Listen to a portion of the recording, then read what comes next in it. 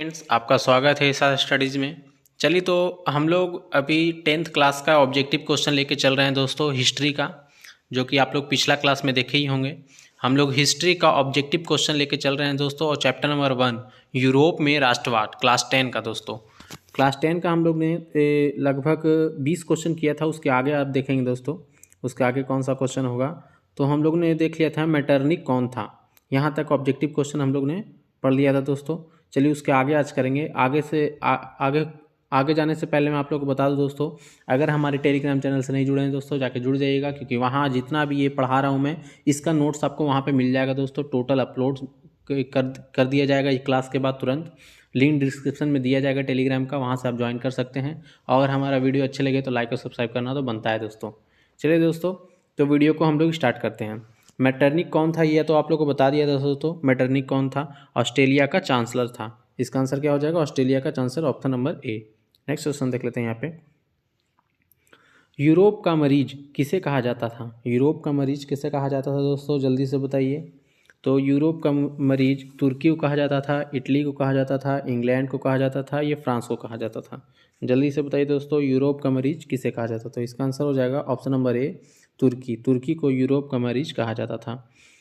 Next question देख लेते हैं यहाँ पे। यंग यूरोप का संस्थापक कौन था? जनक भी बोल सकते हैं दोस्तों। कौन था यंग यूरोप का संस्थापक? कौन था? मैजनी, गैरिबॉल्डी, विक्टर इमैनुअल, या मुसोलिनी? जल्दी बताइए दोस्तों, इसका आंसर क्या होगा? तो इसका आंसर हो जाएगा option number B, Garibaldi. Next question देख लेते हैं। सीडान का युद्ध किसके बीच हुआ था? ऑस्ट्रेलिया प्रसा, प्रसा फ्रांस, फ्रांस या डेनमार्क, या इटली या रोमन? चलिए, मैं मार्क कर करके आप लोग को ऑप्शन बता दे रहा हूँ। ऑस्ट्रेलिया या प्रसा, प्रसा या फ्रांस, फ्रांस या डेनमार्क, या इटली या रोमन? जल्दी से बताइए दोस्तों, इसका आंसर क्या होगा? तो इसका आंसर हो जाएगा ऑप्शन नंबर सी, प्रसा और फ्रांस का युद्ध। प्रसा और फ्रांस के बीच युद्ध हुआ था दोस्तों, सीडान का। नेक्स्ट क्वेश्चन देख लेते हैं यहाँ पे।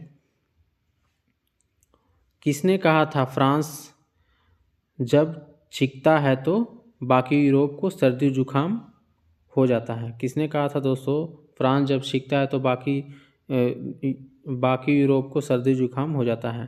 तो ऑप्शन देख लेते हैं। नेपोलियन ने, हिटलर ने, मैटरनिक ने, या गैरिबॉल्डी ने? जल्दी से बताइए दोस्तों, इसका आंसर क्या होगा? तो इसका आंसर हो जाएगा ऑप्शन नंबर सी, मैटरनिक ने बोला था दोस्तों। नेक्स्ट क्वेश्चन देख लेते हैं यहाँ पे। बिस्मार्क की विद्वान की विचारधारा से प्रभावित था? कौन प्रभावित था दोस्तों? रूस था, अस्टर्ड था, हिंगेल था, या जैक था? जल्दी से बताइए, रूसो था, या अस्टर्ड था, या हिंगेल था, या जैक था? जल्दी से बताइए दोस्तों, इसका आंसर क्या होगा? तो इसका आंसर हो जाएगा ऑप्शन नंबर बी, हिंगेल।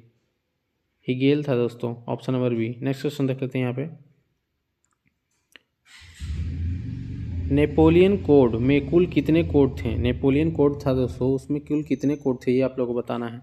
3 थे, 4 थे, 5 थे, 7 थे? जल्दी से बताइए दोस्तों इसका आंसर। तो इसका आंसर हो जाएगा ऑप्शन नंबर बी, 5 थे। नेक्स्ट क्वेश्चन देख लेते हैं। जर्मनी एवं इटली के एकीकरण के विरुद्ध निम्न में से कौन था? विरुद्ध में कौन था दोस्तों? तो इंग्लैंड था, रूस था, ऑस्ट्रेलिया था, या प्रसा था? जल्दी से बताइए दोस्तों, इसका आंसर क्या होगा? तो इसका आंसर हो जाएगा ऑप्शन नंबर सी, ऑस्ट्रेलिया था। विरोध में कौन था दोस्तों? ऑस्ट्रेलिया था। नेक्स्ट क्वेश्चन देख लेते हैं। यूरोप वासियों के लिए किस देश का साहित्य एवं विज्ञान प्रेरणा का स्रोत रहा है? जल्दी से बताइए दोस्तों, इसका आंसर क्या होगा? तो ऑप्शन देख लेते हैं हम लोग। जर्मनी, तुर्की, यूनान, या इंग्लैंड? तो इसका आंसर क्या हो जाएगा दोस्तों, आप लोग बता सकते हैं। तो इसका आंसर हो जाएगा ऑप्शन नंबर बी, यूनान। नेक्स्ट क्वेश्चन देख लेते हैं यहाँ पे। काबूर कौन था? काबूर कौन था दोस्तों, आप लोगों को ये बताना है। जर्मनी का राजा था, इटली का प्रधानमंत्री था, इटली का राजा था, जर्मनी का मंत्री था? जल्दी से बताइए दोस्तों, इसका आंसर क्या होगा? तो इसका आंसर हो जाएगा ऑप्शन नंबर बी, इटली का प्रधानमंत्री था। नेक्स्ट क्वेश्चन देख लेते हैं। जर्मनी का एकीकरण कब पूरा हुआ? जर्मनी का एकीकरण दोस्तों कब पूरा हुआ, ये आप लोगों को बताना है। 1890 में, 1871 में, 1848 में, या 1870 में? तो इसका आंसर हो जाएगा ऑप्शन नंबर सी, 1871 में। 1871 में हुआ था दोस्तों जर्मनी का एकीकरण। नेक्स्ट क्वेश्चन देख लेते हैं। एक्ट ऑफ यूनियन किस वर्ष पारित हुआ था? एक्ट ऑफ यूनियन जो था दोस्तों वो किस वर्ष पारित हुआ था? चलिए ऑप्शन हम लोग देख लेते हैं।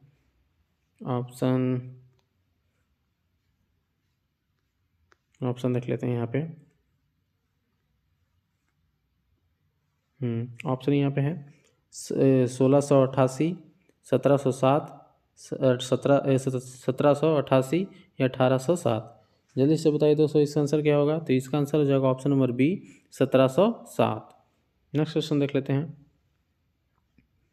मारियान किस देश के राष्ट्रवाद का प्रतीक है? मारियान जो है दोस्तों, ये मारियान शब्द जो है ये किस देश के राष्ट्रवाद का प्रतीक है?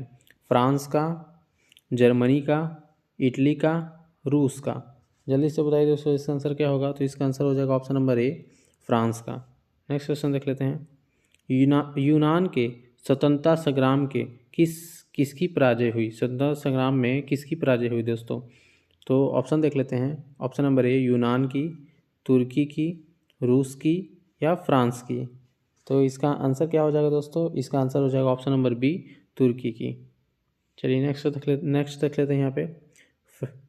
फ्रेट्स ऑफ इटली नामक संस्था का गठन किसने किया था? जो फ्रेट्स ऑफ इटली था दोस्तों इसका कौन गठन किया था? जियो बार्टिन ने, option number A Gioberti, option number B Charles Albert ने, option number C Victor Emmanuel ने या ऑप्शन नंबर डी मैजनी ने। जल्दी से बताइए दोस्तों इसका आंसर क्या होगा? तो इसका आंसर हो जाएगा ऑप्शन नंबर डी मैजनी ने। चलिए दोस्तों नेक्स्ट क्वेश्चन की बात कर लेते हैं हम लोग। राष्ट्रवाद की अवधारणा का जन्म किस घटना से माना जाता है? तो राष्ट्रवाद की घटना का जन्म किस अवधारणा से माना जाता है दोस्तों? पुनः जागरण से, धर्म सुधार आंदोलन से, गौरवपूर्ण क्रांति से या फ्रांस की क्रांति से। जल्दी से बताइए दोस्तों इसका आंसर क्या होगा? तो इसका आंसर हो जाएगा पूर्ण जागरण से, ऑप्शन नंबर ए पूर्ण जागरण से ये माना जाता है दोस्तों।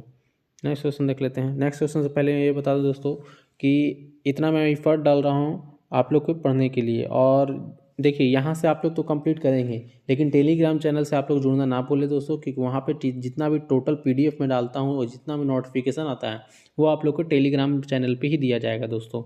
इसलिए वहाँ जरूर से ज़रूर जुड़े दोस्तों। वहाँ पे टोटल मैं PDF अपलोड कर दूँगा, वहाँ से आप लोग जाके इस PDF को बाद में रिवाइज कर सकते हैं। चलिए दोस्तों हम लोग वीडियो में आगे बढ़ते हैं। तो क्वेश्चन नंबर 36 देख लेते हैं। कार्बोनारी की स्थापना किस वर्ष हुई थी? कार्बोनारी की स्थापना किस वर्ष हुई थी दोस्तों? ऑप्शन नंबर ए 1810 में, ऑप्शन नंबर बी 1815 में, ऑप्शन नंबर सी 1830 में, ऑप्शन नंबर डी 1848 में। तो इसका आंसर हो जाएगा ऑप्शन नंबर ए 1810 में। नेक्स्ट क्वेश्चन देख लेते हैं। किस संधि द्वारा जर्मनी का एकीकरण पूरा हुआ? किस संधि द्वारा दोस्तों जर्मनी का एकीकरण पूरा हुआ? डेनमार्क की संधि, ऑप्शन नंबर ए डेनमार्क की संधि, ऑप्शन नंबर बी गैस्टीन की संधि, ऑप्शन नंबर सी प्राग की संधि, ऑप्शन नंबर डी फ्रैंकफर्ट की संधि। जल्दी से बताइए दोस्तों इसका आंसर क्या होगा? तो इसका आंसर हो जाएगा ऑप्शन नंबर डी फ्रैंकफर्ट की संधि। चलिए दोस्तों ये थोड़ा सा मिस्टेक हो गया, इसको फिर से मैं कर देता हूँ। ऑप्शन नंबर डी फ्रैंकफर्ट की संधि। चलिए आगे बढ़ते हैं हम लोग। 1829 ईस्वी की एडियानोपुल की संधि किस देश के साथ हुई थी? एडियानोपुल की जो संधि थी दोस्तों किस देश के साथ हुई थी? रूस के साथ, ब्रिटेन के साथ, यूनान के साथ या पोलैंड के साथ? जल्दी से इसका आंसर बताइए दोस्तों इसका आंसर क्या होगा? तो इसका आंसर हो जाएगा ऑप्शन नंबर ए रूस के साथ। नेक्स्ट क्वेश्चन देख लेते हैं यहाँ पे। जर्मन राइन राज्य का निर्माण किसने किया था? जर्मन राइन राज्य का निर्माण किसने किया था दोस्तों? ऑप्शन नंबर ए लुई 18वां, Napoleon Bonaparte, option C Napoleon third या ऑप्शन डी बिस्मार्क। जल्दी बताइए दोस्तों इसका आंसर क्या होगा? तो इसका आंसर हो जाएगा ऑप्शन नंबर ए लुई 18वां। नेक्स्ट क्वेश्चन देख लेते हैं।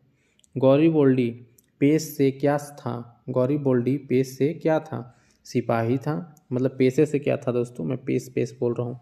पेशे से क्या था? सिपाही था, जमींदार था, किसान था, ये नाविक था? आप लोग बताइए जो दोस्तों जल्दी इसका आंसर क्या होगा? तो इसका आंसर हो जाएगा ऑप्शन नंबर डी नाविक था। वो एक नाविक था दोस्तों गॉरिबोल्डी। नेक्स्ट क्वेश्चन देख लेते हैं। रोमानिवाद क्या था? रोमानिवाद क्या था दोस्तों, ये आप लोग को बताना है। एक राजनीतिक आंदोलन था, एक सांस्कृतिक आंदोलन था, एक आर्थिक क्रांति था, या एक धार्मिक क्रांति था? जल्दी से बताइए दोस्तों, इसका आंसर क्या होगा? तो इसका आंसर हो जाएगा ऑप्शन नंबर डी, एक धार्मिक क्रांति था। चलिए दोस्तों नेक्स्ट क्वेश्चन देख लेते हैं यहाँ पे। जालवेरिन एक संस्था थी, जालवेरिन जो थी दोस्तों एक संस्था थी, वो कैसी संस्था थी ये आप लोग को बताना है।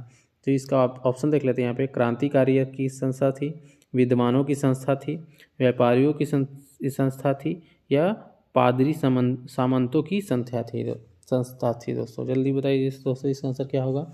तो इसका आंसर हो जाएगा ऑप्शन नंबर ए, क्रांतिकारियों की संस्था थी। नेक्स्ट क्वेश्चन देख लेते हैं। सोडाओ के युद्ध में किसकी पराजय हुई? सोडाओ का युद्ध जो था दोस्तों वो किसकी पराजय हुई थी? ऑस्ट्रेलिया की हुई थी, नेपलस की हुई थी, प्रसा की हुई थी, या सार्डिनिया की हुई थी दोस्तों? जल्दी से बताइए इसका आंसर। तो इसका आंसर हो जाएगा ऑप्शन नंबर ए, ऑस्ट्रेलिया की हुई थी। नेक्स्ट क्वेश्चन देख लेते हैं यहाँ पे। 1830 की क्रांति के बाद फ्रांस में किस प्रकार का शासन स्थापित हुआ? संघीय शासन व्यवस्था, संवैधानिक राजतंत्र, निरंकुश राजतंत्र, या गणराज? जल्दी से बताइए दोस्तों इसका आंसर क्या होगा? तो इसका आंसर हो जाएगा ऑप्शन नंबर बी, संवैधानिक राजतंत्र। चलिए दोस्तों लास्ट क्वेश्चन देख लेते हैं। लास्ट क्वेश्चन ये आप लोग को होमवर्क भी रहेगा दोस्तों। चलिए मैं क्वेश्चन पढ़ देता हूँ। इटली एवं जर्मनी वर्तमान में किस महादेश के अंतर्गत आते हैं? उत्तरी अमेरिका में आते हैं, दक्षिणी अमेरिका में आते हैं, यूरोप में आते हैं, या पश्चिम एशिया में आते हैं दोस्तों? आप लोग को बताना है दोस्तों, कमेंट बॉक्स में लिखना है कौन सा क्या होगा इसका आंसर। ये आप लोग का HW है दोस्तों, होमवर्क आप लोग को ये बताना है। चलिए कमेंट में जल्दी से आप लोग बता दीजिए दोस्तों कि इसका आंसर क्या होगा। चलिए दोस्तों तो इसी वीडियो को मैं एंड करता हूँ। वीडियो अच्छी लगी तो लाइक और सब्सक्राइब कर दीजिएगा। चलिए हम लोग फिर से एक वीडियो लेके आएंगे आप लोग के लिए अगला चैप्टर का। ये चैप्टर कंप्लीट हो चुका है दोस्तों, 45 क्वेश्चन। और टेलीग्राम चैनल से जुड़ना ना भूलिए दोस्तों, कि वहाँ सारा अपडेट दिया जाता है। चलिए धन्यवाद।